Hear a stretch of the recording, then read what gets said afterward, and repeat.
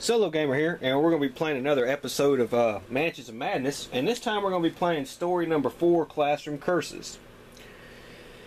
My daughter's going to be playing with me. She's going to be characters Carolyn Fern and Kate Winthrop. The story so far. The Hale-Brighton University was founded in 1898, roughly a mile and a half to the southwest of Kingsport. Initially built within an abandoned army fort and its related structures, the school was established to provide young women with an educational experience that combined rigorous academic pursuit and an indisputable adherence to decency and morality. Most of the original wooden structures, already in disrepair when the university was established, have been torn down and replaced. Only a handful of stone structures remain today as they were. Recently, one of these surviving structures, a large stone tower, has been renovated and expanded to house a new science hall for the school. Dr. Patricia McBride, an alumna of the school, has donated a generous amount to ensure that Hale-Brighton students will have access to the most up-to-date technology and research available. The McBride Science Building features a well-equipped laboratory and an extensive library of modern and classical texts that cover all branches of science, from biology to geology to astronomy. The old stone tower itself has been rebuilt to serve as an observatory for the night sky. With the exception of the tower stonework, all aspects of the building are new, featuring the latest and most efficient systems for addressing the need for heat, water, and electricity. Given the expense and recent installation of these systems, it has been particularly vexing to teachers and administrators of the university that these basic utilities have consistently failed to work. Students regularly have to wear their jackets in class during the autumn months, and lately frost has built up on the inside of the classroom's windows. Conversely, the freezer for the laboratory specimens sporadically stops working, leaving the freezer's contents a spoiled mess. Lights flicker and go dim with alarming frequency. Sinks and other plumbing appliances often produce terrible noises and sputter mud rather than water. Every attempt at repair has met with failure. Although the director of the science department, Helena DeTang, believes classes can continue despite these challenges, Dr. Patricia McBride feels differently. Students have begun to miss classes with more frequency. While your group of investigators are not necessarily specialists in plumbing and electricity, Dr. McBride feels your unique skills may be necessary to uncover the root of the problem. Alright, so we got to figure out what's going on, or you got to figure out what's going on with the schools. And here we have the prologue, and it says, Professor Hella DeTang leads you across the frost-covered campus towards a new science building. From within the new wooden construction, the old stone tower rises up and dominates the landscape. DeTang says you should have the building to yourself for the afternoon and into the evening. I'm not entirely sure what it is that Dr. McBride thinks you can accomplish here, that our maintenance staff cannot, but it's her decision. She opens the front door, allowing you into the modern-looking gallery. The chief complaint students have is the cold, particularly now that autumn is setting in. They've been finding it difficult to focus on their studies with their teeth chattering. She isn't exaggerating. It's barely cold inside this building. Okay. So, you start out here in the gallery. Okay. And who's going to go first?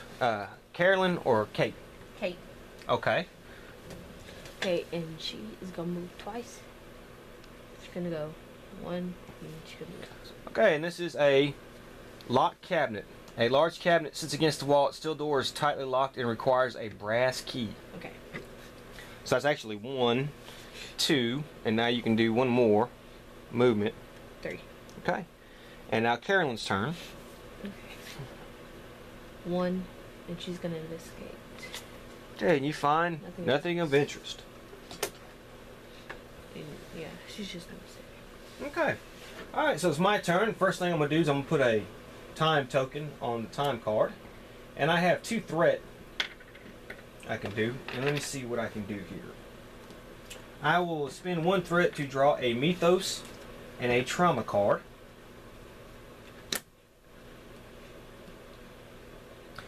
And I will play this card. And I will play this card on Carolyn. It says, the hairs on the back of your neck stand on end.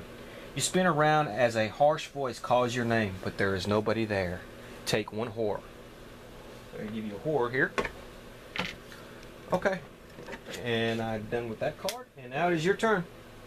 Okay. Well, Kate is going to move first now. Okay, so she's going to go 1, 2, she's going to escape. Explore. explore. Yeah, explore. Nothing of interest. Nothing of interest. And then Carolyn's gonna go. She's gonna go 1, 2, and she's gonna. Alright, and this is a suitcase. You find a sturdy suitcase sealed by a simple combination lock. You must solve puzzle 6A to discard this card and continue exploring. Okay, we'll get that puzzle ready. Okay, so you've unlocked the suitcase, so now you can explore those items. Okay. Nothing of interest. And artifact. Gain +2 lore, test your luck, gain 3 skill points if you pass, and keep it gains 430. Alright. I forgot to give you your skill points as a matter of fact. So here, let's give her 4 skill points. She has, the other one has 4 skill points. Okay. Alright, so we put a time token on the card, and I will gain 2 threat. And let me see here.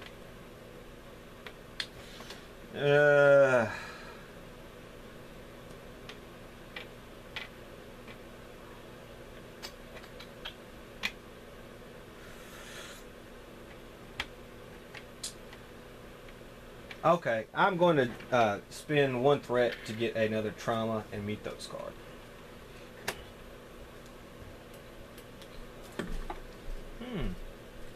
Okay, I'm going to spin this card, this threat. Reflection. You glance in the mirror, but alas, there's no one looking back at you. Take 1 horror. So I'm going to give her another horror. All right. And now it is your turn. Okay, well, Carolyn's gonna go first. Okay. So she's gonna go 1, 2, 3. Mm-hmm. And then Kate is gonna go. She's gonna go 1, 2, and she's gonna explore. Okay. Find a blunt melee weapon. A sledgehammer. Okay. So that's Kate gets that. And remember, Carolyn has a gun. Mm-hmm. Okay, so I will put a time token on the card, and that heralds a new event. So let's see what we have. Lights out. The lights begin to flicker and dim. From the switches and fixtures throughout the building, sparks fly and loud popping noises are heard. A distinct odor of ozone and burnt wiring fills the air as some of the rooms are plunged into darkness. The keeper chooses 2 rooms and places a darknet token in each of them. Each investigator in either of these rooms must test their dexterity. Okay, which I will do that. I will put a darkness token. First of all, I will put a darkness token in the room you're in. And I will put another one in this room right here. And I need you, each of your people are going to test your dexterity. Okay. Let's do Carolyn first. Mm-hmm. 5, and then her dexterity is 4. So she failed. So you take 1 point of damage. Alright, next. And then I'll do Kate. Her dexterity is 5, so... And I got 2, so... Alright, she passed. Okay, now I still have my 2 threat.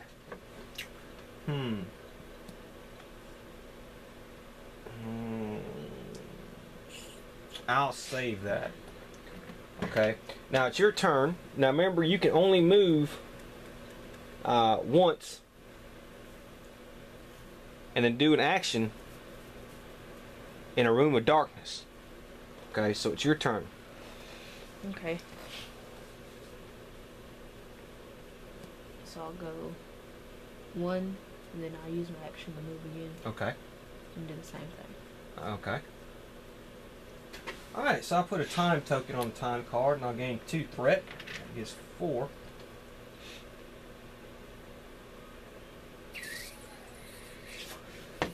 See, you have the ceremonial skull, right? Mm-hmm. Okay. I'm going to use this uncontrollable urges. And what that's going to make you do is that's going to make you use your artifact. So what you're going to have to do is you're going to have to test your luck. Okay. Luck's 3. Okay, can I use my skill points?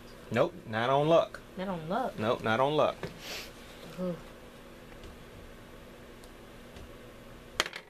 Oh. Alright, you failed.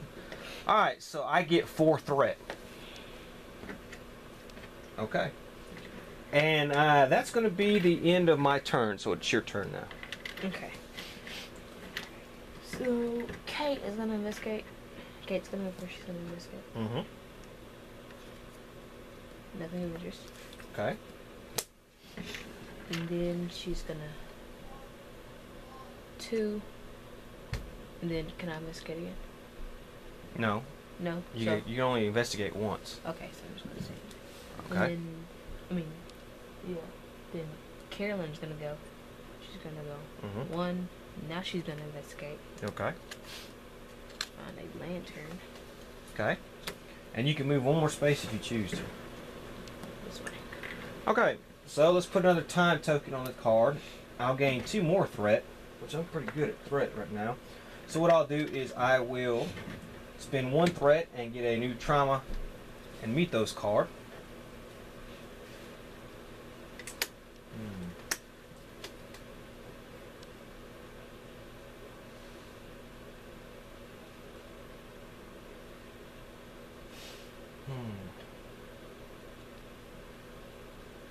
Oh boy.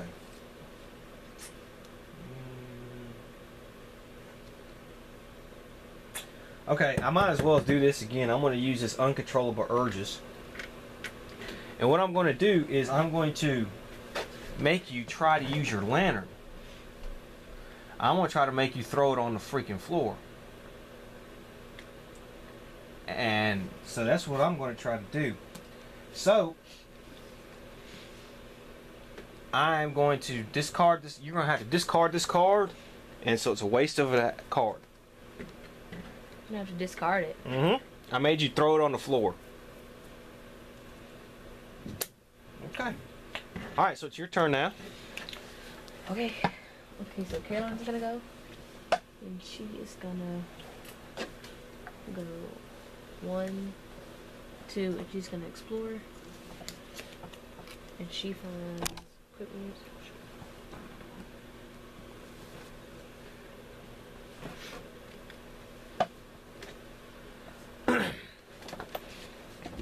And then Caroline's gonna go. Okay. She's gonna go 1, 2 in this one. Let's see what that is here. And this is dark room. You open the door and see nothing through the pitch blackness. You reach for the light switch, but nothing happens.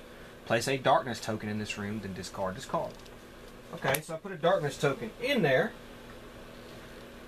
Can I still investigate it? You can still investigate it, but it's going to cost you basically your whole turn to investigate it. Next turn. Okay. Alright, so it's my turn. So first, let's put a time token on the time card. We have a new event. And this is out of order. Fire shoots out from the furnace, engulfing the room in flames. Place a fire token in the furnace room. Okay, so I have to put a fire token in the furnace room, which is here. Okay, and I will gain 2 threat. I will spend 1 threat on another trauma and meet those card.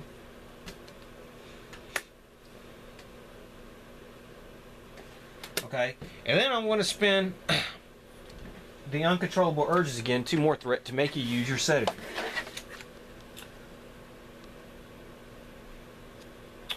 And you may not move during your next turn, so she can't move. Okay, now it's your turn. Okay. So Caroline's gonna go in the dock room. Okay. She's gonna do this Explore. Okay.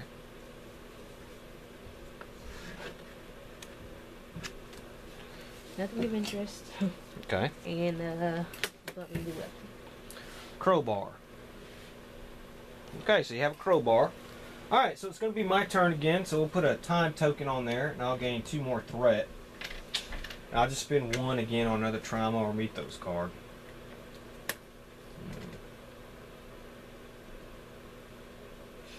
Okay. Nope, nothing. And I believe I have to do a fire token. Let me check on that. Okay, it's your turn. Go ahead and go. Okay, so I'm gonna move her first. She can move like 3 spaces, right? Mm-hmm. So she's gonna go 1, 2, 3. Okay. She's gonna go 1, 2, 3. Okay. So we'll put another time token on the thing, and I'll gain 2 more threat.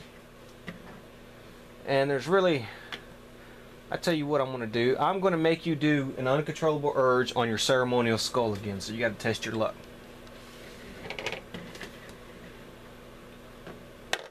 And you didn't get it. So I get 4 threat. And I'm going to also spend 1 for another trauma and meet those card.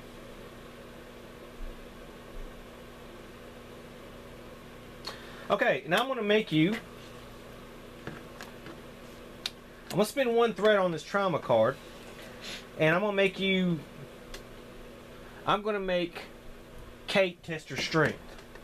And if you fail, you take 1 damage. You fail. Okay, so you test your strength and you fail. There's your damage. And then I get my... Meet those card. Study, library, laboratory, or chapel. Okay, I have a... I'm going to pay a threat on this one. An unseen force beckons you to pick up a book of ancient wisdom. On its pages are no words, only a blackness that makes you realize the insignificance of your existence. Take 1 horror. So I'm going to make you take another horror.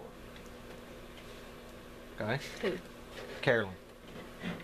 Okay, and then I'll end it on that, and it's now your turn. Okay. Okay, so, let me say Carolyn goes first. And how many spaces you can move? You can move 2 spaces and then investigate, or 3 spaces. Okay, so she's gonna go 1, 2, 3. Uh-huh. And she's gonna go 1. Wait, 1, 2. And investigate. Mm-hmm. Okay, and then here you find an axe. Okay, so it is my turn. I'll put a time token on there, and that means the event, we have an event, not alone. Buzzing voices echo through the heating ducts. Place 1 Migo in any room with a vent, which I will do. Okay, so I gained 2 threat, and first thing I'm going to do is I'm going to spend 1 threat to do a monster movement, which I will, and I will move the Migo 1. Then I will spend another 2 threat to make you do another uncontrollable urges on your skull.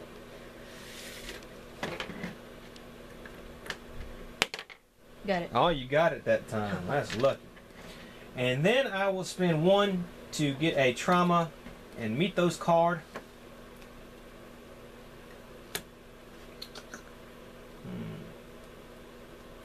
Okay, and then I can't. I'm done playing, so it's your turn. Okay, Carolyn's gonna go first. Okay. And she's gonna go. No. Let's let Kate go first. Okay. 1. And you see what that lock is. Mm-hmm. And that is a jammed door. You grunt with effort as you try to force the door open. Test your strength. Okay. Can I use one of these? Mm-hmm. Got it. Got it. Okay, so you open the door. Okay, first of all, though, that was 1. That's 2. Mm-hmm.